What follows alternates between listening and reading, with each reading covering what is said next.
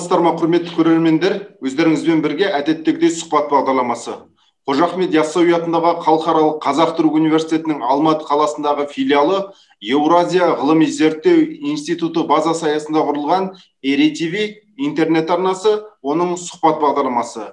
Бүгінгі біздің бағдарламаның қонағы Аманжол Боранбайұлы Қалыш, этнограф, тарих ғылымдарының докторы, Әл-Фараби атындағы Қазақ ұлттық университетінің профессоры.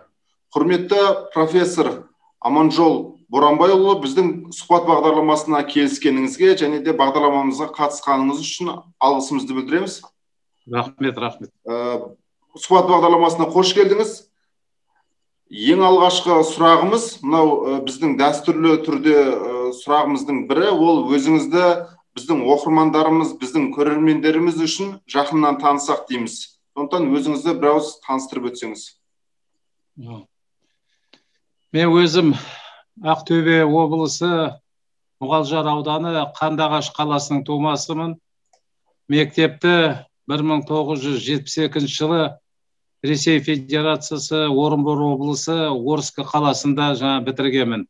Енді біреулер ойлайтын шығар, Ресей Федерация деп, шынға келгенде жаңа Орынбор облысы біздің жеріміз болды. Кешегі патша заманында сол біздің Орынбор облысы қанша қазақтар мына Жалайыр, Тама, Табындар тайпаларының сол жерде сол өңірде қоныстанған.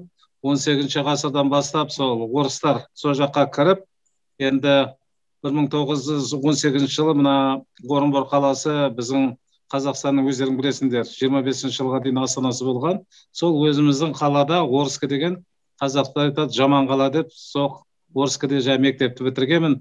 4-ші сыныптан өзіме арман қойғанмын, тарихшы боламын деп. Алматыда оқимын. Ол кезде біздің Қазақстанда бірақ жалғыз университет болған. Ол Сергей Миронович Киров атындағы Қазақ мемлекеттік университеті болған. Соған 4-ші сыныптан өзіме арман қойдым. Неге? Сол тарихты сондай жақсы көретінмін.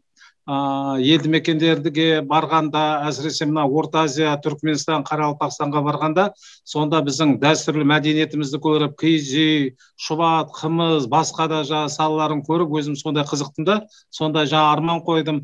Сол 4-ші класста бір 150-160 мемлекеттің астанасын білетін едім. 100-ден астам мемлекеттердің басшыларын. Сол 1972 жылы университет келдім, 77 жылы оны бітірдім. Оқығанда енді жанын беріп оқыдым. Абай Құнанбаев атындағы стипендиат болдым 3-ші курс. 4-ші, 5-ші курсты Ленин атындағы ол кеңес үкіметінің ең жоғары стипендия. Сол кезде біздің жалақы деген 100 рубль болса, мен сол 100 рубльді студент кезімде алатынмын. Сол мен оқыған жылдары біздің тарих факультетінің деканы Дина Сыбайын Дулатов болды. Енді керемет тұлға. Университеттің ректоры Өмірбек Арсланович Жолдасбеков осы енді келесі айда наурыздың 1-інде біздің университетте Әл-Фараби атындағы Қазақ ұлттық университетінде Өмірбек Арсланович Жолдасбековтың 90 жылдығын мерейтойын біздер тойлаймыз. Мен сондай бақыттымын, осындай тұлғалардың қолынан тәлім тәрбие алып, сол 4-ші курста оқығанда мына кеңес үкіметі, Қазақстан емес, кеңес үкіметінде 1-ші болып құрмет белгісі орденін алдым. Студент болып. Мен ешқандай анандай блатной емеспін. Әке-шешем жай қарапайым теміржолшы. Міне сондай оқып, сосын енді ар жағын енді өзім ойладым, ғылыми жағынан жалғастырамын деп, сол 1978 жылы Шоқан Уәлиханов атындағы тарих, археология және этнография институтына аспирант болып бардым. Сол жерде этнография бөлімі, оның меңгерушісі атақты біздің этнограф Халел Арғынбаев, Әлкей Хақаныш Марғұлан. Сол кездегі 60-шы, 70-шы, 80-шы жылдары қазақтың этнографиясын зерттейтін бүкіл мықты мен деген ғалымдардың бәрі сол институтта болды. Сол институтта аспирант болдым, ғылыми қызметкер, директордың коммерциялық жағынан орынбасары болды Манаш Қабаш Қозыбаевтың. Сосын 93 жылы Дина Сыбайын Дулатов өзімнің деканым болған. Ол кезде Қазақстанның ежелгі және орта ғасырлық тарихы кафедрасы меңгерушісі мені қайта университетке шақырды. Сол университет келдім. Сол жылдан сол университетте жұмыс істеймін. Кафедра археология, этнология және музей кафедраның меңгерушісі болдым. Қазір сол кафедраның профессорымын. Жақсы. Құрметті Аманжол Боранбайұлы, мынау жалпы этнология ғылымының қазіргі өзекті бір қыры, өзекті саласы этносоциология бағытының қазіргі жай күйі өзіңізден білсек деп едік. Иә, мына бізде мына этнология дейміз, этнография дейміз, осы салада біздің халықтың дәстүрін, мәдениетін, өмірін, бәр саласын жағы зерттейді. Соның дәстүрлі жағының бізде тарихи этнография, қазіргі кезеңді сол этносоциология жақын, ол пәнаралық ғылым жаңа дамып келе жатқан. Ол енді батыста жақсы дамыды.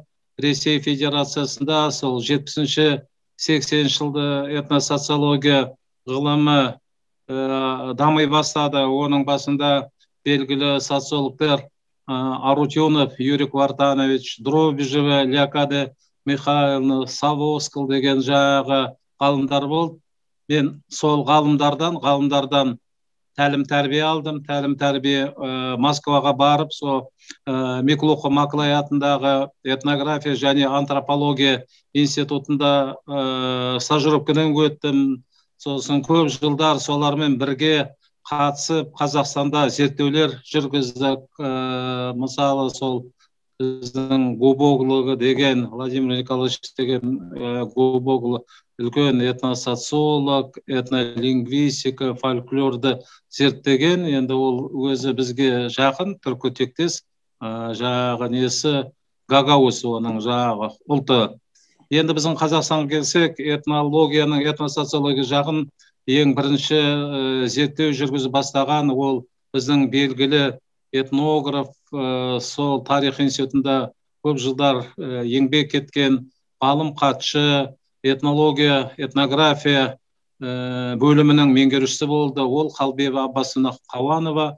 Қалбиева Аббасовна Қауанова сол 70-80 жылдары мына орталық Қазақстанда қалалық халықты, қалалық тұрғындарды, қазағы болсын, басқа ұлттар болсын, соларды зерттеп, керемет басылымдар шығарды. Соның ішінде орысша «Образ жизни и быт рабочих Центрального Казахстана» деген жаңа кітабын шығарды.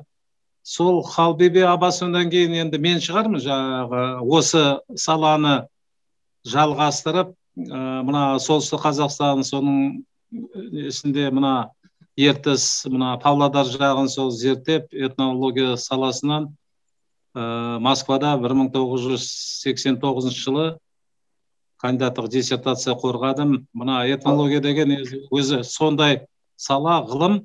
Мына Москва орталық, кешегі тоталитарный мемлекет біздерге күшпе бой берген жоқ, қорғатпайтын. Қазір күлкі, енді бұлай қазір Нұр-Сұлтан қаласы болсын, Алматыда жаңа қорғай береді ғой. Ол кезде бізді сондай қысып тастады. Мына Орта Азия, Қазақстан біздерде совет болған жоқ. Тек қана Москвада бәленбай жүрдік, қорғай алмай, жолатпайды, жақындатпайды. Кезінде мына біздің ұлы, мен айтам, ұлы этнограф, тарихшы Марат Сабитұлы Мұқанов, керемет жаңағы этнограф. Мына қазақтың қол өнерінен қандай кітаптар шығарды, қазақтың киіз үйі, жаңа юрты дейміз, қазақтың шежіресіне байланысты, қазақтың елді мекендеріне байланысты, енді сондай бүкіл республикаға кеңес үкіметіне белгілі адам. Соның өзін 5 жыл ұстады, жаңа жолатпай. Зорға дегенде жаңағы Марат ағай сол 88 жылы Москвада сол жаңа қорғады. Міне біздерде этнологияда, этнографияда осындай қиыншылықтар болды. Енді арт жағынан жаңағы менен кейінгі біздің қорғағандар, олар енді Құдайға шүкір, енді жаңа құру саясаты, перестройка дейді ғой. Содан кейінгі нелерінде бізде өзіміздің Шоқан Уәлиханов атындағы тарих, археолог және этнография институтында кеңес ашылды. Біраз жаңағы менің әріптестерім сол жерде өзінің кандидаттық диссертацияларын қорғады. Дәл сондай кеңес артынан біздің недеді ашылды, Әл-Фараби атындағы Қазақ ұлттық университеті. Мен сол диссертациялық кеңестің төрағасы кезінде белгілі біздің отандық тарихшы Қуаныш Сүлейменұлы Қаражан диссертациялық кеңес төрағасы болды. Мен сонда ғалым хатшы болдым жаңа. Сонда да жаңағы енді осы этносоциология саласынан көбінесе сол менің шәкірттерім соны менің зерттеу жағымды жалғастырып этносоциологиядан Қазақстанда қорғады. Жақсы, құрметті профессор Қалыс мырза, келесі бір сұрағымыз, мына сіздің өмірбаяныңызға қараған кезімізде мына отбасы, қазақ отбасының құрылымы, қазақ отбасының институты туралы тереңнен зерттеген ғалым екеніңізді білеміз. Осы тұрғыдан сұрақ қойсақ, мына қазіргі қазақ отбасы институтының ерекшелігі және де бұрынғы біздің ата-бабамыздан келе жатқан қалыпты жағдайдың бұзылуы, я болмаса құндылықтардың азаюы, басқа құндылықтарға көңіл бөлу мәселесі қалай өзгерді? Енді осы мына отбасы неке мәселесімен мен 30 жылда жаңа зерттеп отырмын. Енді мына біздің Қазақстанның енді барлық аймақтарында болдым, біраз аймақтарында, облыстарында этносоциологиялық зерттеулер жүргіздім. Менің ұстазым жаңағы айтқан қазақ этнографиясының патриархы ақсақалы Халел Арғынбаев осыны дәстүрлі жағын, отбасының дәстүрлі зерттеген. Жаңағы сол ұстазым маған сондай бағыт берді, қазіргі кезеңде соны жалғастырып, соны зерттесең деп. Сол саланы жаңа зерттедік. Енді мынау отбасы неке ол былай қарасақ, ол шағын әлеуметтік институт қой, мына қоғамның ықшам орталығы дейміз ба, сондай нені көрініс табады. Егер отбасы неке жағы мықты болса, ол біздің мемлекеттің де мықтылығын көрсетеді. Жалпы мына отбасы неке тікелей біздің дәстүрлерімізге жақын, біздің керемет бағыттарымызды жалғастырып отыр отбасы неке. Енді біздер енді былай қарасақ, мысалы 19 ғасыр, 20 ғасырдың басына дейін мына дәстүрлі жағы жаңа көбірек болды. Ал енді мына кеңестік тоталитарлық жүйе Қазақстанда кеңес үкіметінде жайлағанда, ол өзінің үлкен септігін дейміз, әсерін отбасы неке институттарына да тигізді.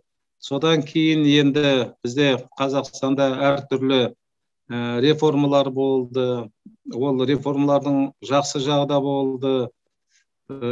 Адамзаттыққа келіспейтін жағдайлары болды. Енді біраз біздің халық қиыншылығын көрді. Ашаршылық болды, екінші дүниежүзілік соғысы.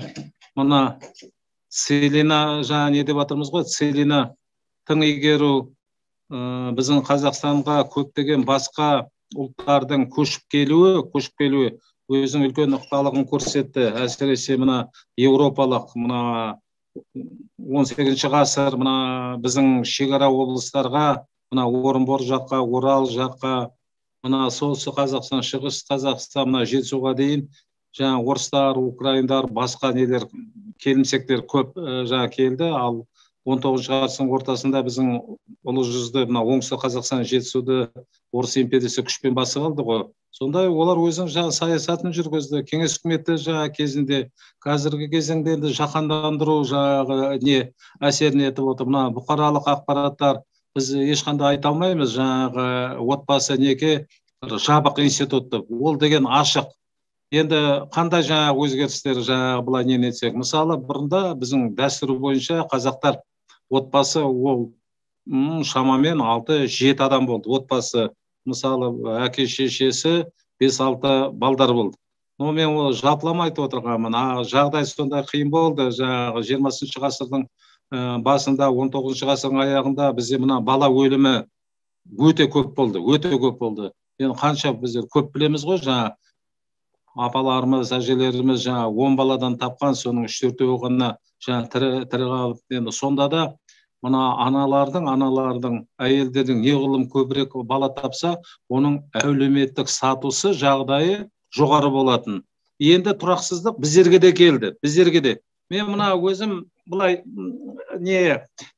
біздерде мына халық санағында сондай жаңағы деректер бар да, құжатты деректер ішінде жаңа отбасының түрлерін көрсетеді. Сосын некеде бар, некеде жоқ, ажырасқан, жесірлер, сонымен де жаңа жұмыс істеймін, қараймын. Но сонымен қатар мен мына облыстарға шығып, мына ЗАГСтар бар ғой, АХАШ дейміз. Сол жерден жаңа қарап нетіп отырмын. Осыдан бір 2 жыл бұрын жаңа Түркістан, оңтүстік Қазақстан облысы, Түркістан қаласында болдым. Мысалы, қарасам, енді ажырасу деген өте көп, өте көп. Енді ол сонда жаңа қараймын да, жаңағы сұраймын не себептен, жұмыссыздық, сосын неде ажырасу парағында олар жазады уақытша жаңағы жұмыс жоқ, уақытша жұмыссыздық деп жаңағы өздерінің нелерін. Әке-шешелер енді тойын бәрін жасап беріп жатыр ғой. Ар жағы өзімізге де байланысты. Мына отбасының тұрақтылығына ең бірінші мемлекет көмектесу керек. Мемлекет. Мысалы мына батыс елдерінде, мына шығыс Европада, мына Болгарияны алайық. Болгарияда кезінде бала өмірге келу азайып кетті. Сонда мына жас отбасыларына олар көмек беретін. Егер мысалы үйленді олар жастар, оларға пәтері жеңіл, оларға машина алу жеңіл. Францияда оларда мысалы ерлі-зайыпта бір баласы болса, жаңа күйеуінің жалақысына анандай бір 10-20% несін қосады. 3-4 бала болса, ол уже жарты емес, 2 есе уже несі жоғары. Ал мына Скандинавия жағы, мына қазір Швеция, Норвегия жағында, оларда мүлдем қиын жағдай болып жатыр. Мына Европада неке құратын жастағы 3-тен 1 үйленбейді. 3-тен 1 үйленеді, бала оларға керек емес. Қалатын 3-тен 1 жаңағы, сондықтан балдар саны жетіспейді. Оларда асырап алып жатыр, мына ТМД елдерінен, бізден жаңа Қазақстаннан жаңа әкетіп жатыр. Даже бала асырап алды, бала өзінікі емес. Мына Норвегияда бәленбай мың евромен жаңағы отбасына солай жаңа төлеп отырады. Яғни жаңа айтып отырғаным, біздің мына Қазақстанның байлығы жетеді. Мына бала санының, басқа ненің санын көбейетін не? Ол ауыл жерлер. Біздің бірінші президентіміз елбасы айтқан кезінде, бізде мына Қазақстан 2020 жылы біздің Қазақстанда 20 миллион адам тұру керек. Ол біздің айтады ғой, безопасность үшін, ертең басқа жақтан қаптап кетпесін, ертең басқа да нелерімізді, өзіміздің құнды нелерін айырылып қалмау үшін біздің санымыз көп болу керек. Біз өсе алмай тұрмыз мына Қазақстанда. Не себептен? Белгілі, кеше кеңес үкіметі ыдырағаннан кейін миграция, көші-қон процесі, көптеген европалық халықтар өзінің еліне кетті. Орыстар өзінің Ресейіне, немістер Германиясына, Украинаға жаңа кетті. Еврейлер жаңағы Европаға, Израильға, Америкаға кетті. Біздер енді өзіміздің санымызды, Құдайға шүкір, өздеріміздің қандастарымыз арқылы жаңа толтырып жатырмыз. Қандастарымыз. Қазір енді осы биыл енді қыркүйек айында ма, осы күзде санақ басталады. 3-ші санақ бізде, ұлттық санақ. Бірінші санақ біздерде, өздерің білесіңдер, 99 жыл болды, екінші 2009 жыл болды, үшінші 2019 жылы болу керек еді. Енді сол экономикалық жағдайларға қарасты болмай қалды да, енді биыл. Енді сонда біздің қазақтардың санын көбейтіп отырған, сосын бала жағынан етіп отырған біздер үлгі. Ол біздің жаңағы шетелден келген отандастарымыз, қандастарымыз. Мен оралман деп айтпаймын. Осы мәселені зерттеймін. 5-6 монография кітаптар шығардым, оқулықтар шығардым. Олар жаңа мысалы біздің енді қазір үлкен өзінің отбасы жағдайына әсерін көрсетіп жатыр. Олар ешқандай сатқын емес. Мына біздің қазақтар жаңа Қытайға кезінде Қытайға кетіп қалды, Қытайға. Ол тәркілеу заманы болды, кезеңі болды, ашаршылық болды, соғыс болды, сол жақтан жан сақтау үшін. Қалғандар мысалы мына Орта Азия республикаларына кетіп қалды, Ауғанстанға, Иранға, Ауғанстанға кетті, босқын болды. Солардың бәрі міне Құдайға шүкір келіп жатыр. Солар жаңа біздің қандастарымыз, мына жақын алыс елдерден келіп отырғандар, олардың мына отбасы жағдайынан, олар тұрақты отбасылар. Сонда былай қызықта қарайсың, неге тұрақты? Қалай? Келді, ар жақтан, сол жақтан келгендер еңбекқор. Мына біздің Қытайдан келген қазақтар, мына біздің Алматы облысы, мына Жетісуда, немесе Орта Азиядан келген жаңа қазақтар, мына біздің оңтүстік өңірде, мына біздің Алматы облысында, Батыс Қазақстанда көп. Олардың ең бірінші байлығы, құндылық, ол отбасы. Олар анда ақша деп отырған жоқ, отбасы. Бізде дәстүрлі әрбір отбасында құндылық баласы қанша несі баласы бар, балдары қалай жаңағы жетіп жатыр, балдары қалай оқып жатыр, балдары қалай отбасы құрып жатыр. Бұларда сол 2-3 ұрпақтық нелер, мына біздің шет неден келіп отырғандар, үлкендердің ықпалы көп. Бір өте жақсы әңгіме айтып жатырсыз, ортасында бөліп бір сұрақ қояйын. Осы сіздің қандастарымыз туралы егжей-тегжейлі жақсы зерттегеніңізді, бірнеше монографиялар шығарғаныңызды білеміз. Осы тұрғыдан сіздің мүмкін ғалым есебінде сіздің әлі зерттемеген, я болмаса келесі сіздің шәкірттеріңіз зерттеуге тиісті оралмандар мәселесіне байланысты қандай әлі де жетіспей жатқан зерттеу жағынан ағаттық кеткен нәрселер бар? Осы мәселелер туралы айтып берсеңіз. Енді мына біздің қандастарымыз бізге елге егемендік алғаннан кейін біздің бірінші президент елбасы сондай шешім қабылдап, біздің қандастарымызды елге қайтарып, сондай үлкен саясат болды. Біздің мына зерттеп отырғанымыз, біздің Әл-Фараби атындағы Қазақ ұлттық университеті, соның ішінде археология, этнология және музеология кафедрасы. Біздер осы мәселемен зерттеп отырмыз. Тағы да менің әріптестерім бар. Мына Орта Азиядағы біздің қазақтарымызды зерттеп отыр. Ал мен біздің Қазақстанға келгендерді соның психологиялық жағынан зерттеп отырмын. Олар әдептілігі, біздерде қалай олар қазақстандық өмірге қосылып жатыр, сондай нені зерттеп отырмыз. Енді мына біздің қандастарымызға енді 1,5 миллионда келді ғой. Біздер ресми ақпараттар бойынша біздер 1,1 миллион 100, 1,2 миллион. Ол біздің қандастарымыз жаңағы тіркеп отырған, ол көші-қон миграциялық комитеті, солар регистрация тіркеп отыр. Біздің қанша қандастарымыз былай келіп отыр, жаңағы үкіметтен қаржы сұрамай, өздерінің мықтылығымен, пысықтылығымен, сосын өздерінің жерлестері, өздерінің ағайындарының көмегімен. Мен ойлаймын, біздерге енді 1,5 миллиондай біздің қандастарымыз келді. Міне солардың этникалық психологиясын, олардың қалай күнделік күнкөрісі, олардың мына отбасылық, мен айтып отырдым ғой сіздерге, отбасылық құнды үйренетін көп жағдайы, сосын еңбекке деген олар балдарын, жас өспірімдерді қалай баулайды, сондай зерттейтін біздерде жағдайлары бар. Міне Құдайға шүкір, мына 90-шы жылдардан бастап келе бастады. Қазір олар біздің қазақстандық өмірімізге қатты араласып отыр, қатты жаңағы. Олардың мына бірінші келгендер ол 50-60 жылдары, мына Қытайдан келді. 50-60 жылдары. Кезінде 50 жылдары мына тың игеру кезінде мына Хрущевтың Москваның саясаты 1,5 миллион орыс украиндарды біздерге алып келді ғой.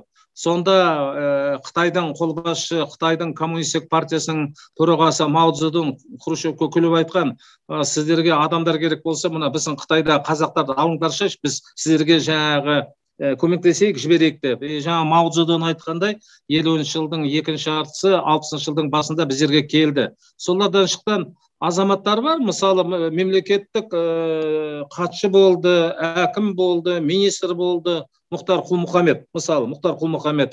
Енді ондай азаматтар біздерде толып жатыр, тарих саласында да, кейін келгендер де жақсы өзінің үлесін қосып жатыр. Мен өзімнің әріптестерім жақсы білемін, тарих саласынан Набижан Мұхаммедқали деген Бейжің, Пекин университетін бітірген. Мына Монғолиядан Улан-Батырда жұмыс істеген, мына бай өлке Монғолияның сол жерде үлкен қызметте болған ағаларымыз да келіп, міне өзінің үлестерін сондай қосып жатыр.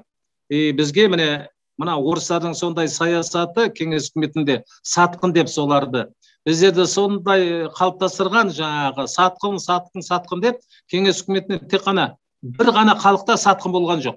Ол мына армяндарға ғана. Қалғандарымызға бәрімізге егер менің ағайындарым Түркияда, Ауғанстанда болса, болды, мені шет мемлекетке шығармайды, партия жағынан өсірмейді, сондай саясаттар болған.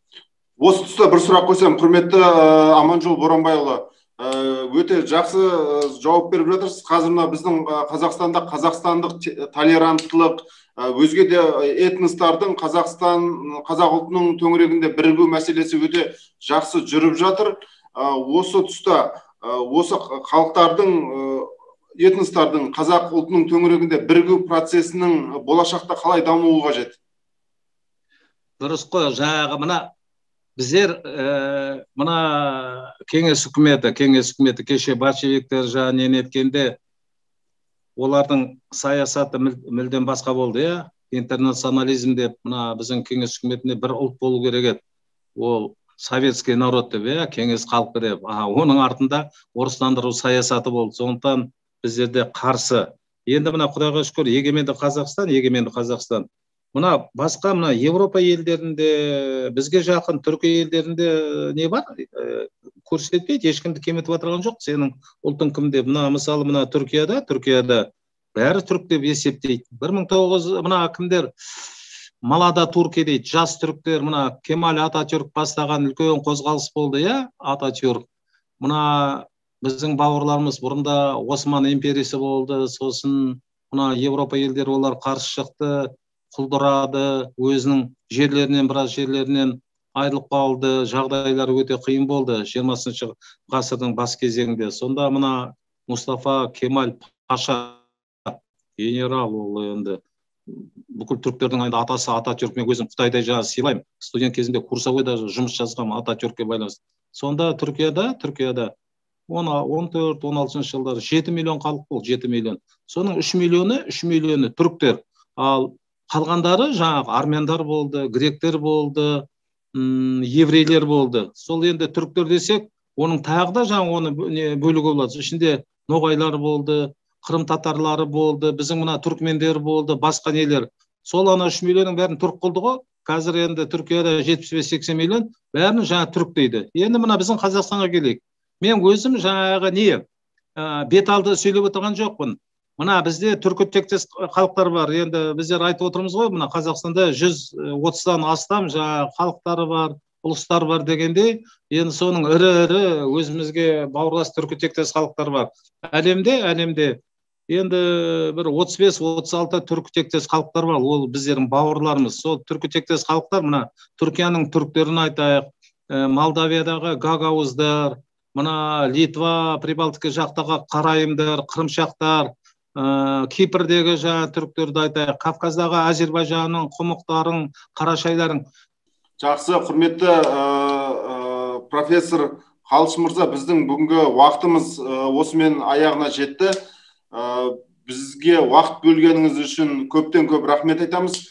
Құрметті сұхбат бағдарламасының көрермендері, осымен бүгінгі біздің сұхбат бағдарламасы өз аяғына жетті.